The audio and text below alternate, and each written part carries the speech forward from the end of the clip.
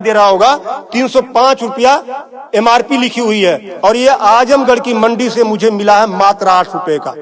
कितना percent commission आप खा रहे हो? ये ऐसा क्यों है? इस पे भी चर्चा होती है। ये देखिए आईबी सेट है जिसके माध्यम से ग्लूकोज ब्लड वगैरह चढ़ता है शरीर में, इसे कहते हैं आईबी सेट। इस पे जो एमआरपी लिखी हुई है वो 198 और यहाँ आप देख सकते हैं 198 रुपए की ये आईबी सेट मुझे पड़ी है मात्र 12 रुपए की। फिक्स्टर वीगो सेट लगाने के बाद जो उस पर टेप लगाया जाता है यह मुझे पड़ी है 6 से 7 रुपए की और इस पे एमआरपी 71 रुपया 50 पैसा। यहां भी आप देख सकते हैं। मैं इसलिए आपके बीच आया हूं। इसी प्रकार से बहुत सारे हजारों 2-3 हजार दवाएं ऐसी हैं जो 100 रुपए की दवा है 3000 की बिकती है।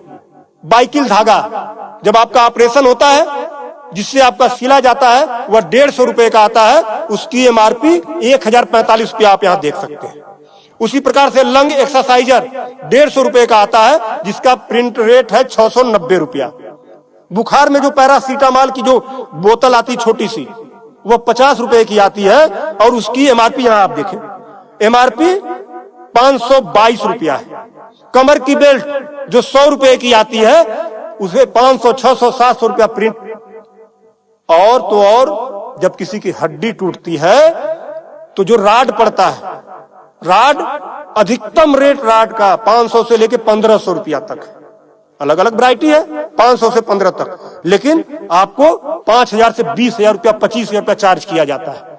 आपके दिमाग में आ रहा होगा कि अरे भाई डॉक्टर लगा रहे हैं तो उसको देखिए। डॉक्टर जब आप अस्पताल में भर्ती होते हैं तो बेड चार्ज अलग, नर्सिंग चार्ज अलग, जांच की फीसें अलग, वो सब चीजें करने के बाद 1500 रुपए की चीज खरीद कर आप 20-20 हजार का बेच रहे हो। तब मैं आपके बीच कहने आया हूं कि साथियों उसी प्रकार से बहुत सारी दवाई हैं। 100 रुपए की दवा, एक दवा मैं देखा ला नहीं पाया उसको, 100 रुपए की दवा उसकी एमआरपी 2000 रुपया लिखी हुई थी। हजारों दवाइयां हैं आपके साथ, आपको लूटने का काम कर रहा है। मुद्दा ये नहीं है कि इस पे 305 का प्रिंट छपा हुआ है। मुद्दा ये है कि इसे छपने किसने दिया? जिसे हमने चुनकर भेजा क्या वो दलाली खा रहा है, कमीशन खा रहा है? 8 रुपए की चीज 305 रुपए का प्रिंट वो छपने क्यों दे रहा है? ये चोरी से थोड़ा ना बिक रही है, खुलेआम बिक रही है।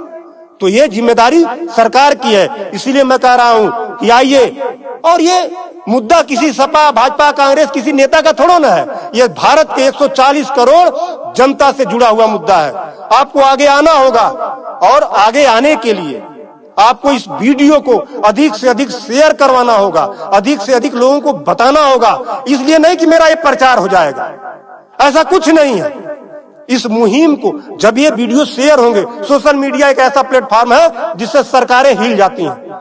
आज मैं इस चीज को लेकर आया हूं, यह जनता से जुड़ा हुआ मुद्दा है। जब आप मेरी इस बात को, जनता की इस आवाज को अपने इलेक्ट्रॉनिक गैजेट्स के माध्यम से आगे बढ़ाने का काम करेंगे, निश्चित रूप से सरकारें डरेंगी। और मैं तो कहता हूं सरकारों को जनता से डरना चाहिए, जनता को सरकारों से नहीं डरना चाहिए।